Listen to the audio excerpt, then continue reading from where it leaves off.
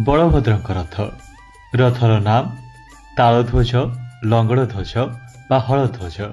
Rather उच्चता 45 फुट। रथर चक संख्या 14। रथर आवरण रक्त और नीलवर्ण। रथर काठ संख्या 763 खंड। रथर अधिश्वर देवता श्री बलभद्र। रथर सारथी मातली। रथर दौड़ीर नाम बासुकी। कला रंगर 4 अश्व शंख सुचित्र अंगद और मेघनाद।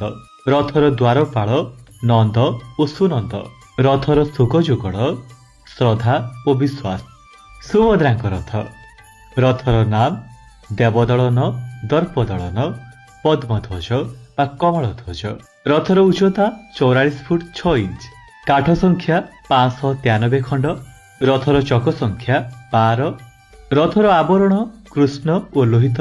रथर सारथी अर्जुन। रथर अधिश्वर देवता श्री सुभद्रा और श्री सुदर्शन। नाली रंगर 4 अश्व रुचिका मुचिका जीता और अपराजिता। रथर द्वारपाल गंगा और जमुना। रथर दौड़ी सुनचूड़। रथर शुकजुगल सुपर्ण और द्वासपन्न। जगन्नाथ रथ रथर नाम नंदीघोष चक्रध्वज गरुड़ध्वज बा कपिध्वज। रथर उच्चता 45 फुट 6 इंच। रथर काठ संख्या 832 खंड। चक संख्या 16। रथर आवरण पीत और लोहित।